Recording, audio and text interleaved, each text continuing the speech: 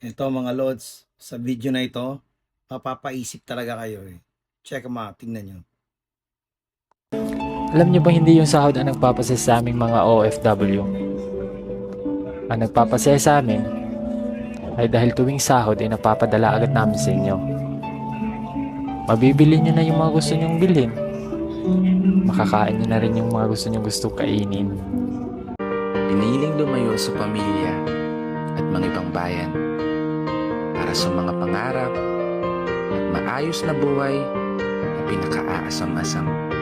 Para sa ilan, isa to sa mabisang paraan upang matakasan ang kahirapan na laging pinapasan para mas makaipon, para makapagpundar at makapagpaaral ng mga anak sa gusto nilang paaralan. Makapagpadala ng pera kada katapusan ng buwan, mga damit at laruan, mga tsokolate at palaman, sapatos at bagong relo. Nagtitiis at nagsasakripisyo para sa pamilya. May mga nakatagong kwento na hindi natin alam. Mga kwento sa kung paano nila nagawang malampasan. Mga kahapon, napagod ang katawan, panahong kumakalam ang tiyan, mga sandaling nilalamon ng lungkot ang puso at isip habang nag-iisa lang. Sabay iyak na lamang habang kayakapangunan. Tiis at tiyaga lang yung labanan. Malayo sa mga mahal nila sa buhay na minsan pa nga di nila maramdaman. Silang pinagkukunan ng lakas para magpatuloy sa laban kahit alam nila sa sariling gustong gusto na nilang sukuan. Mga luhang tahimik na pinupunasan, mga paso at sugat sa magkabilang braso na di mo namamalayan. Oo, iba-iba ang kapalaran at may kanya-kanyang kwentong pinagdadaanan. May ilan na swerte sa nilakaran, ngunit may ilan din na tila mas pinapahirapan.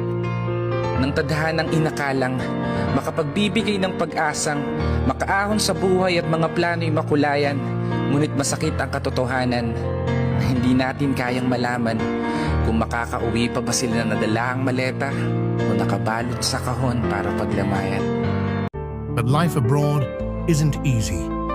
Many face unfair wages, loneliness, and even danger, yet they keep going for their families back home.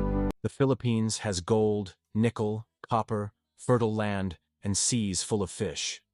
It has workers known all over the world for their skill, strength, and sacrifice. Proof of this is the millions of OFWs. Rich grow richer while ordinary Filipinos are pushed to leave their families and work abroad. Filipinos are not lazy, they are hardworking. They are not without wealth. Philippines is not poor. Sad to hear, watching this video, when you come think about it, mahusay talaga mga Pilipino pagdating sa trabaho, marangal, lalo na yung mga OFW natin.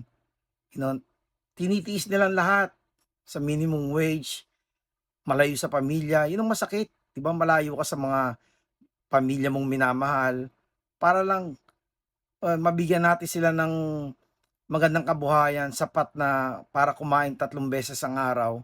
Nagsasakripisyo tayo. Nakakalungkot lang ba? Yun lang ang tinamaan ako dyan sa, naisip ko lang. Mga OFW natin, di ba? Nagpapakahirap sila sa ibang bansa para lang may matulong sa pamilya nila. Pero kailangan ba dapat talagang ganun? Sana in the next time, kung mag-ano man tayo, pagdating sa palaisipan kung sino mamumuno sa atin, sa bansa natin. Sana guys, we have to work smart and work together. Diba? Para, hindi tayo magkaganito. Masakit masakit, diba? Mahirap, malayo ka sa pamilya mo, as kung saan ka lang natutulog sa bahay nila, kung ano-ano lang ginagawa mo, mga pahirap. Para, kaya naman yan dito sa bansa natin kung tutuusin Pero diba, huwag na tayo magpaliboy-liboy pa, alam naman natin kung ano, lahat tayo alam natin kung bakit. Pero, we chose to stay quiet. And at the end, tayo rin ang tinatamaan, di ba? Tayo naghihirap, walang makuhang trabaho. Kung may trabaho man, dun sa ibang bansa. Kaya lahat ng scholars natin, mga marurunong natin, nasaan? walang napapakinabangan ng Pilipinas. Lahat nandun sa ibang bansa. Ibang bansa ang nakikilabang sa mga scholar natin, sa mga marurunong natin, sa mga graduate natin. Kaya sana, fellas, pag-isipan natin, na kung sino man in the future, tama na. That's enough. Para magkaroon naman tayo ng sariling marangal na buhay dito sa ating bansa. Tandaan nyo, mayaman ang bansa natin. Very, very rich country. Ang daming i-offer dito. Yun lang. Wala tayong magawa. Sa mga konti natin pagkakamali, ayan, doble-doble ang nawawala sa atin. Tayo rin ang nagsasuffer. Alright, fellas, just a thoughts.